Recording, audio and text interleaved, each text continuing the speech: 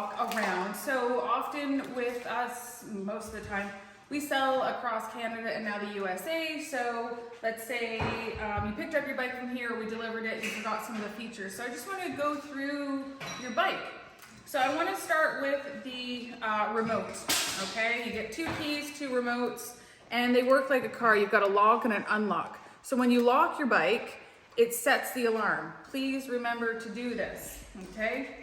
There's your lock. If we're gonna move it, it's going to, there you go. Very loud. And it'll just get worse. So you press unlock to unlock it. Then you have this little bell, and that's just a bell to find your bike in a parking lot. And then you have this little bolt. It's like a remote start. Press it twice, and as you can see, your gauge turns on. Pan in here.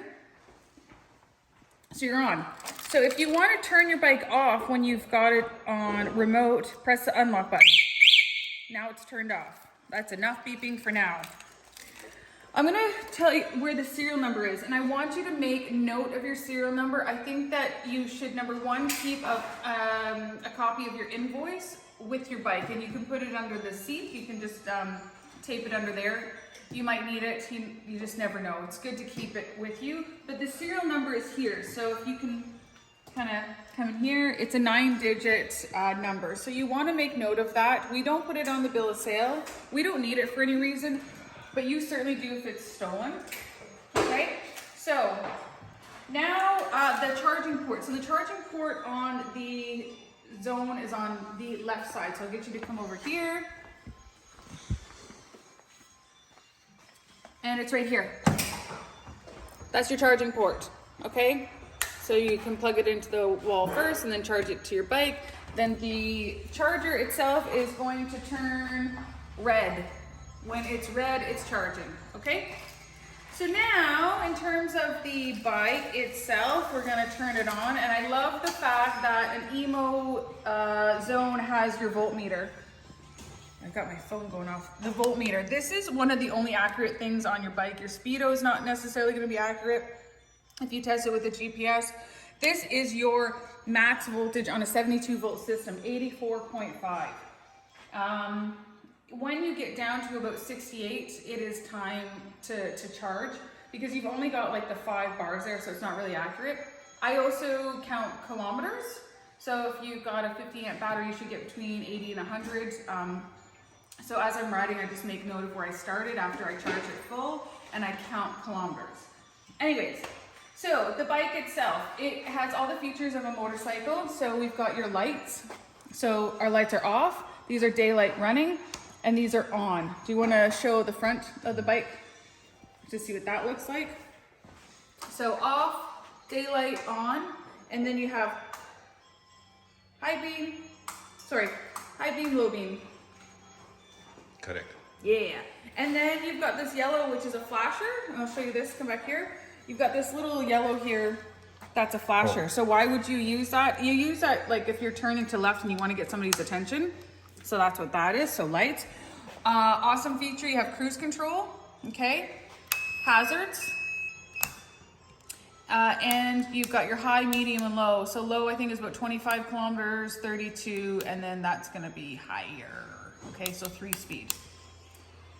Oh, what was I gonna say? Oh, Emmo has a kickstand safety. If you've got your bike from Ride the Wind e-bikes, we do take those off right there. Yep. Yeah, because they can just cause problems. I mean, if you forget to put your kickstand up, you usually only forget that once.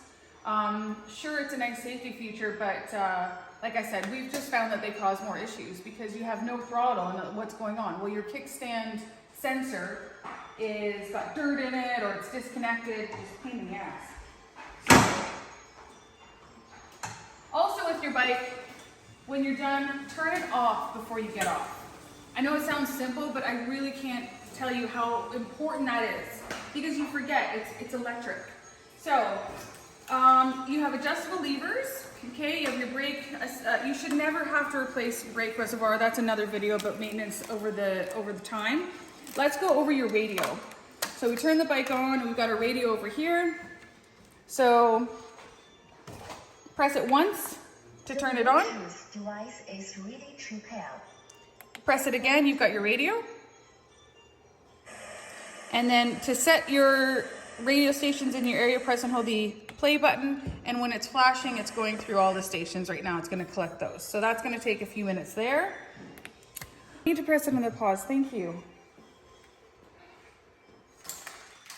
Okay, so let me show you how to get underneath your seat. There is a little keyhole here. You turn it to the right, you lift it up, okay?